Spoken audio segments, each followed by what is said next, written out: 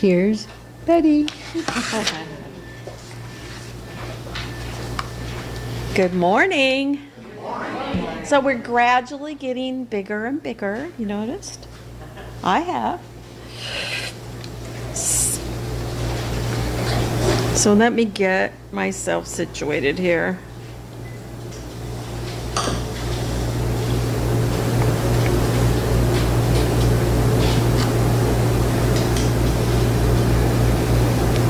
Okay. So are you excited? Yes. If you, excellent. So if you are, congratulations. You have found one of the big secrets of living a fulfilling life. If not, or if you're just kind of sometimes yes, sometimes no, let's see if we can figure out why not and get back on the excitement track. At the age of 94, I'm sure you've heard this, it's just the favorite quote of all time of Charles Fillmore. He got up one morning and declared, "I fairly sizzle with zeal, energy, and enthusiasm, eager to do that which ought to be done by me today." 94, you guys. 94. If you're not feeling excited about life, let me ask you, have you ever felt excited in your life about anything? Well, of course, I imagine that most of you would answer yes to that question. So let's close our eyes for a minute and go there. Go to, if you can think of it, one of the most exciting times you can think of in your life. It could be anything. It could be when you were a child. It could be yesterday. It could be about any kind of excitement. But just go there. Put yourself in that spot and remember how that feels.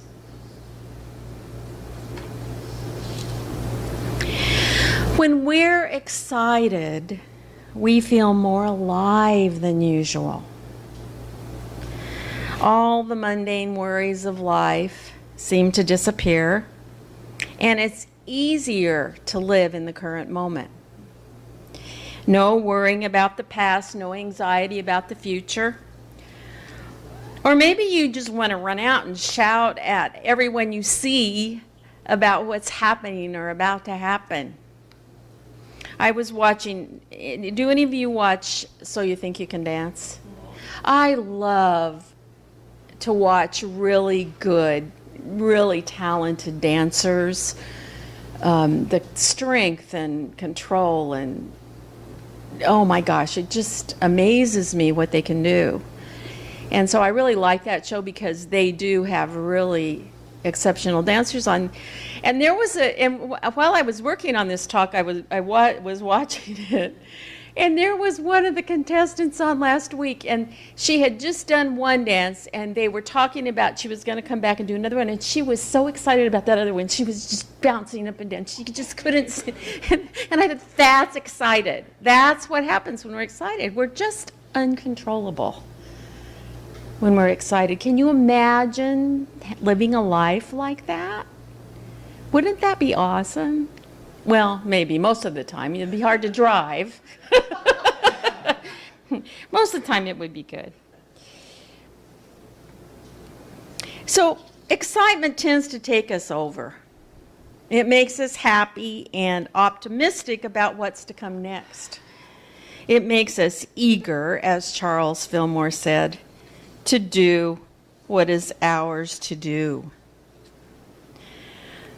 So if we had that once and we don't have it now, how did we lose it?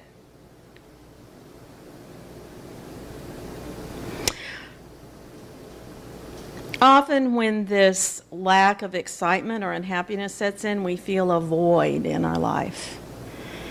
Something's missing and we're not sure what. I think in my life it shows up most often as boredom. One of my most unfavorite and most stressful things in life is boredom. And often, instead of staring right into that void directly to try to figure out what it is that we're actually missing, we go looking for quick fixes. And we tend to focus on just one aspect of our lives to make up for the void. If it's financial, we might say, if only I were rich, then I could be happy. Career, if only I had that job, I could be on the career track I want to be. Personal development, I'm just going to sit here and attract all the love, money, and power to myself. Or relationships, if only he or she loved me, everything would be just perfect. This feeling of the void in your life is what causes that feeling of lack of interest or excitement. When there's no excitement, you can be pretty certain you're living in what we call a lack consciousness. I've often said that statement, I want this, throws you right into lack. Because you're affirming that you want it, not that you have it. Here's the basic problem with being caught in the lack consciousness. Thoughts create your reality. Back to basics. When you're plagued by long-term apathy and lack of interest, listen to this reasoning. You start to confuse creation and perception as something you're passively experiencing, like something that's happening to you, when in fact, you're actively creating it. You think that because you're not feeling anything, you're apathetic and feel nothing, that you're not doing it. But in fact, you are doing it over and over and over again by focusing on the void and the lack.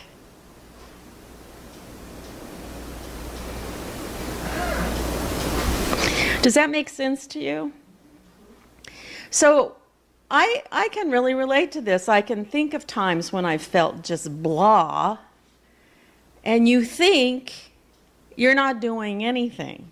I mean, you don't really feel like you have a part in it. But the truth is, you are it. So I have a description here, and I want you to just listen and see if this describes you in any way. You feel like you're just existing, not living, that you're simply an observer in the world and not a participant.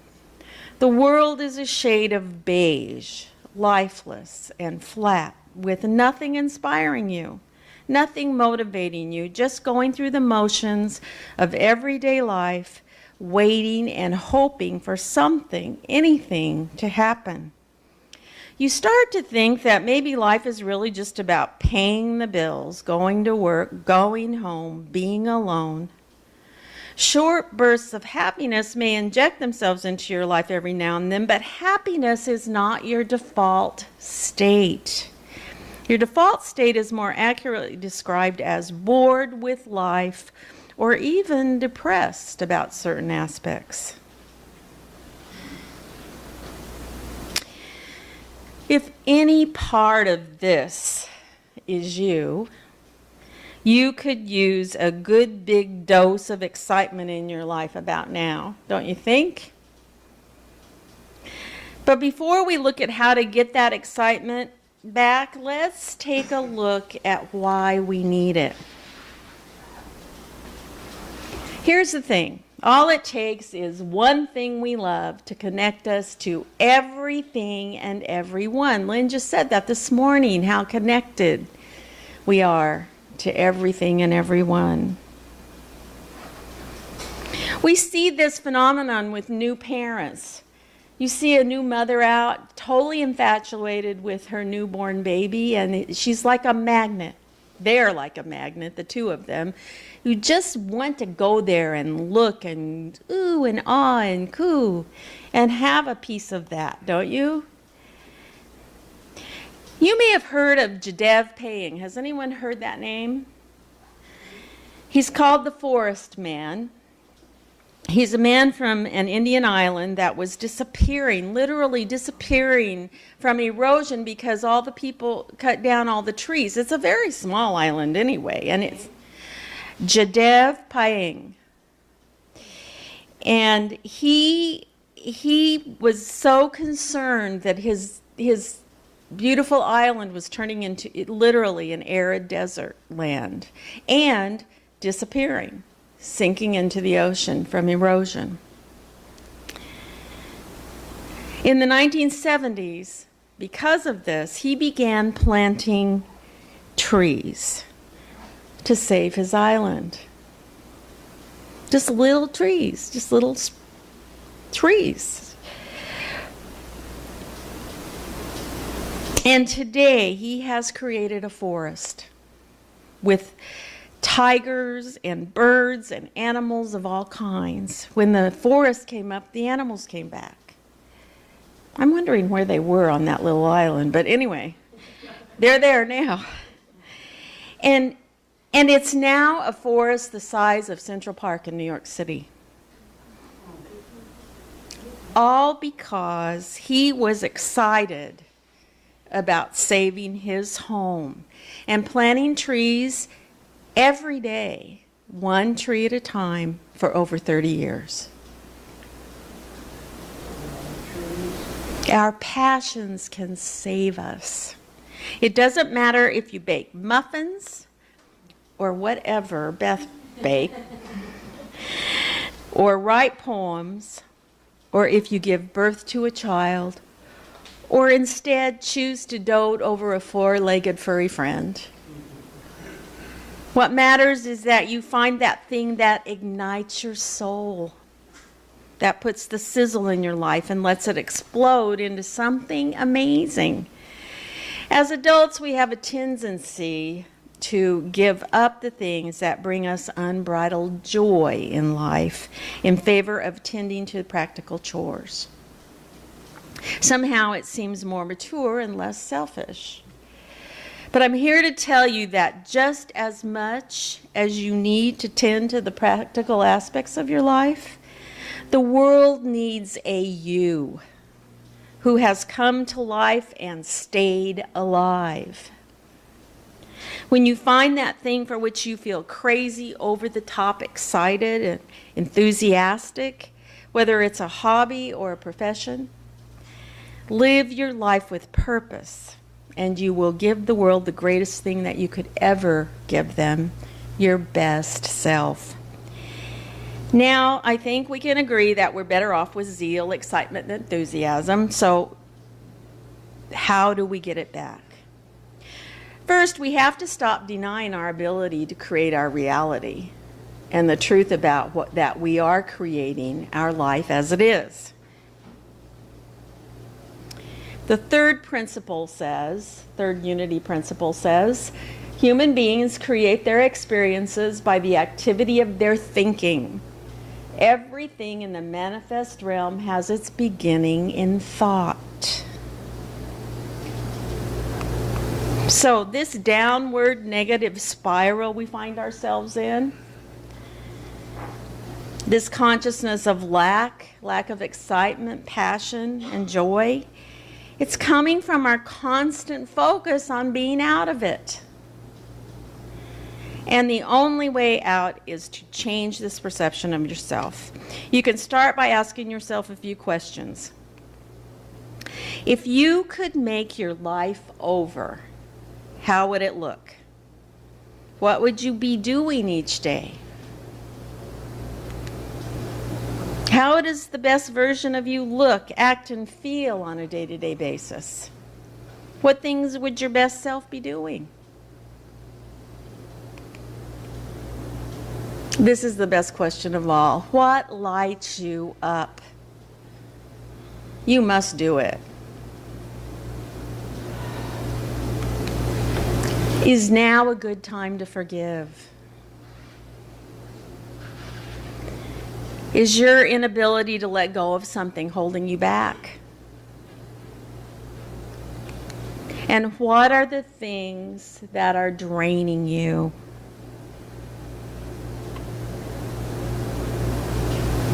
Can you get rid of them, or do you need a new perspective? When life seems a little boring, realize it's because of you, not because of a task, your job, or the lack of a nightlife. We have the ability to create joy and excitement in everything we do.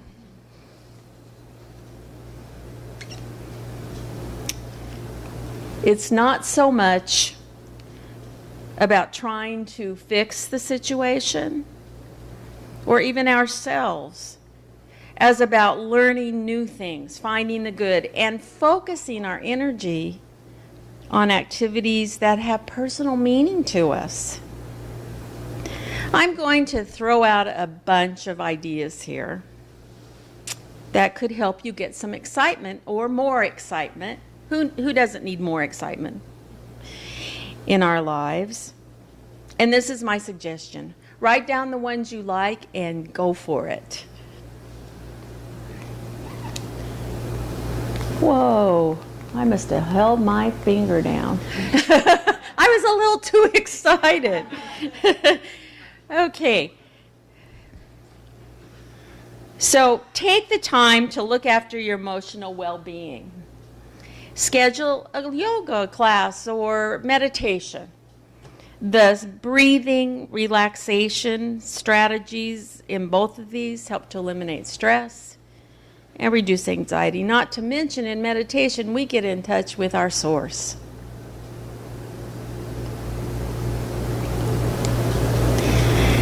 It's the little things. Making small changes to your daily routine can bring back excitement.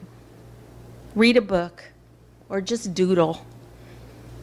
Try an adult coloring book. Those are fun. These can get you out of the rut and ignite your creative self. And you'll realize that starting and doing something new can give you the confidence to create something else. Negative thinking is not unusual, but it's how we handle the thoughts that will either drain or enhance our lives. We can stay in the midst of negativity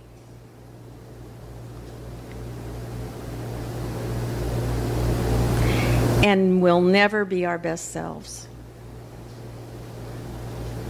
Understanding our negative thoughts and reframing them, some of the things we tell ourselves, like I think I mentioned to you before, I would get up every morning and say, I'm grouchy in the morning.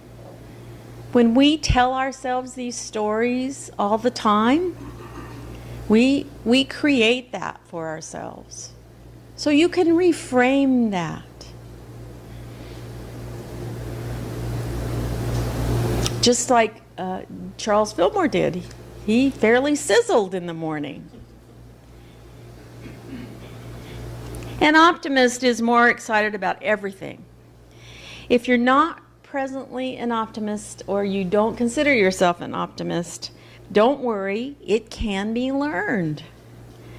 And it's not whether the glass is half full or half empty, it's knowing that you can fill it up. Teach yourself to see the other side, even with the small setbacks and adversities. When you do, it's easier to get excited about the possibilities. Start to look at your day and the way you use your time. You might notice quite a bit of time wasted on non-value added activities. For you, that may be something like Candy Crush, Facebook, and mindless television. Or maybe not. Maybe that isn't wasted time for you. Maybe it's something else. Wasted time is an energy drainer, though, and as mentioned before, it's hard to get excited when your energy is drained. So maybe try spending a little less time at those activities.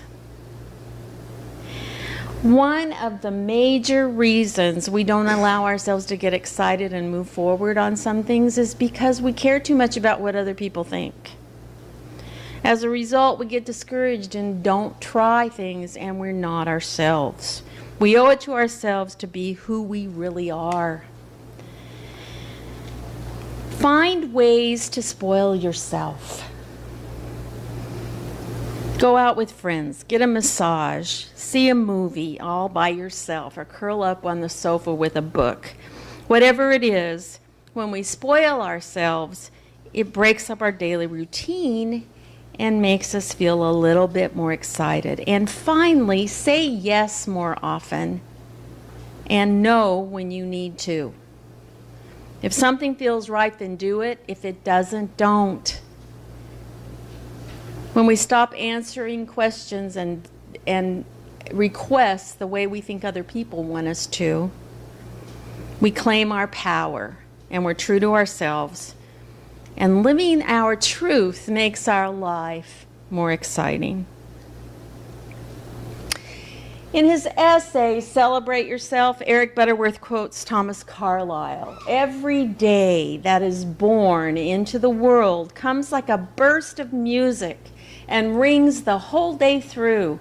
And you make of it a dance, a dirge, or a life march, as you will. Charles Fillmore in The 12 Powers of Man says, zeal is the impulse to go forward, the urge behind all things. Without zeal, stagnation, inertia, death would prevail throughout the universe. If you desire a thing, you must be zealous in the pursuit in order to attain the object of your desire. He also talks about the neutrality of zeal. He says, divine enthusiasm is no respecter of persons or things. It makes no distinctions. It moves to new forms of expression, even that which appears corrupt. So just like every other spiritual law, it works no matter what. If you are zealous in your negativity, it will bear negative fruit.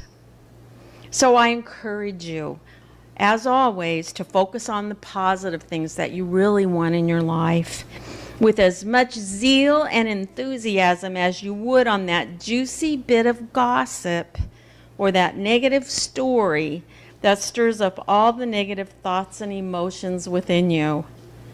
Think about what you really want and get excited about that. In other words, use your superpower of zeal for good.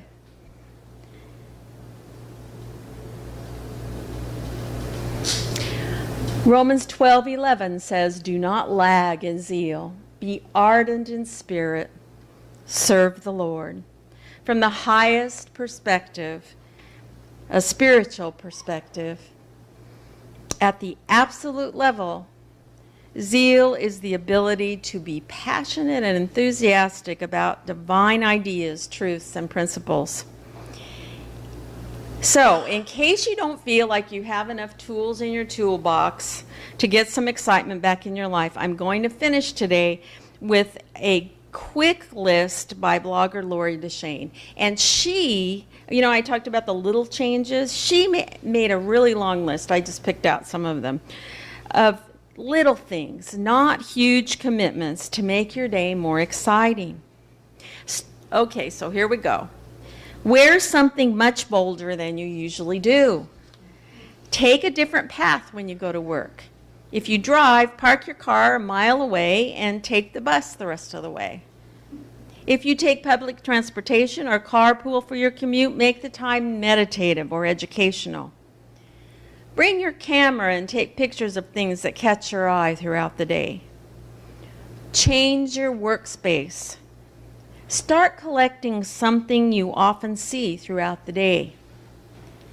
Set a goal to talk to 5 people you don't know, and I mean real conversations. Commit to complimenting everyone you encounter. Take a class during your lunch break. Eat lunch at a different time than usual. Learn 5 new words from a thesaurus. And say that fast. Learn 5 new words from a thesaurus, and then use them all twice during the day. Say yes to everything that's not illegal, immoral, and unethical.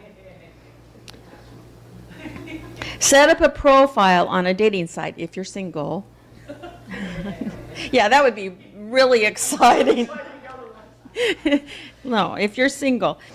I like this last one a lot. Swap apartments or houses with a friend for a night.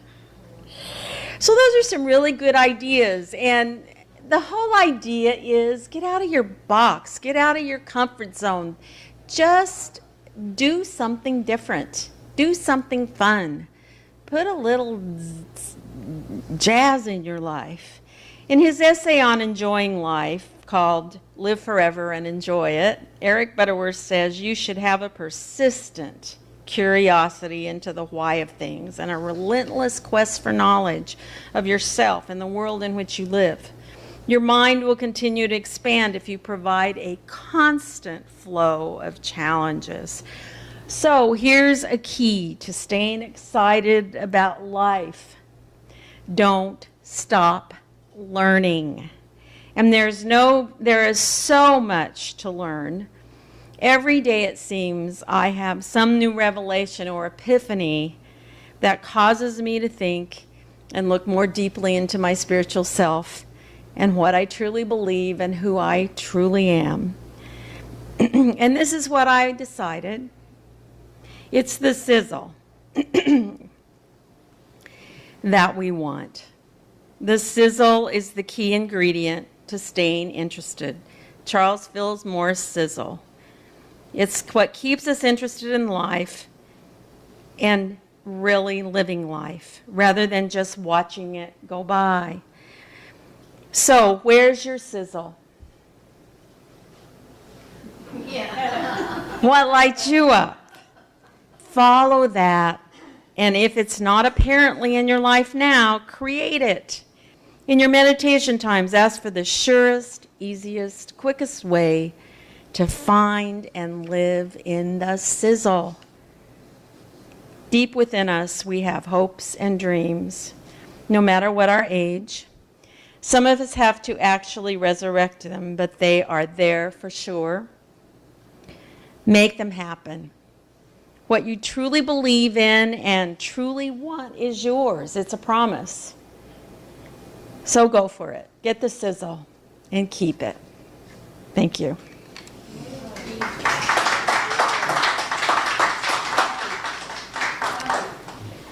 Therefore, just in the nick of time, my voice is leaving us. Let's prepare for meditation.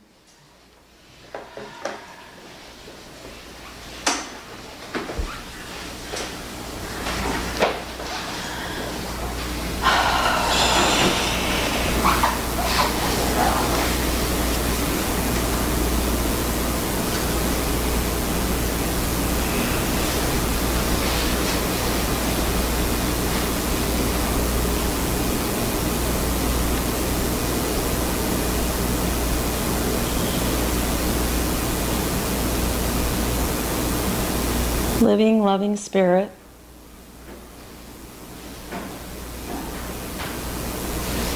we are here to allow the excitement in our lives, the joy, the passion, the zeal and enthusiasm. We know that we have a spiritual attribute of zeal.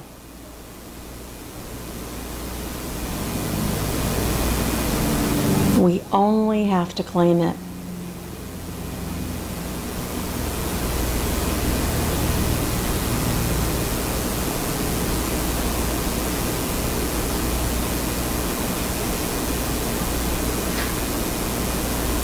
We open ourselves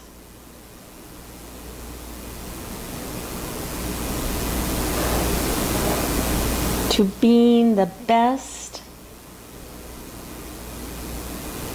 and highest version of ourselves that we can be, the most excited,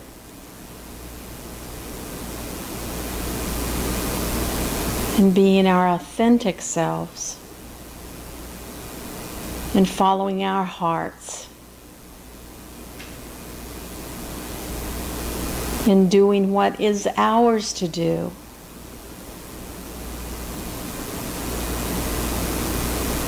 And releasing all the preferences of all the people around us and claiming our way as the most exciting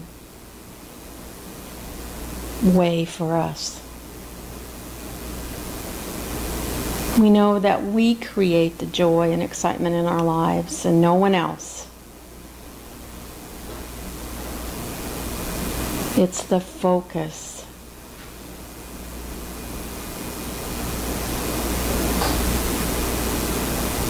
And so we're ready to live there, to live in that place. That place of connection to everyone and everything. That place of love, joy, pure zeal for the kind of life we really want for ourselves. Because we know it's never too late to have that. We can create that over and over and over again for ourselves.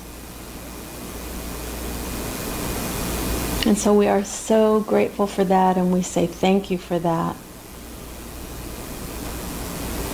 And we are here today, ready to receive that.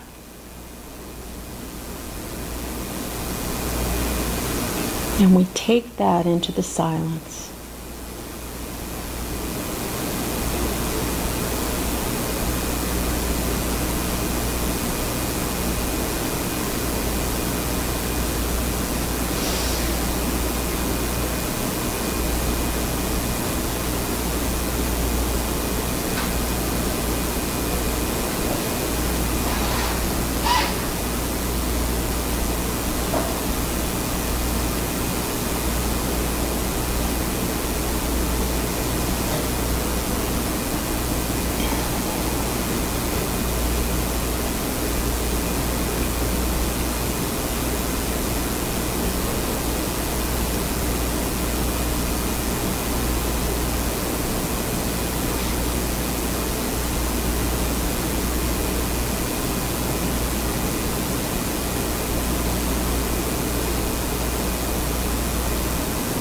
And so we accept what is ours. And we say, thank you, God. And so it is. Amen. So now it's time for our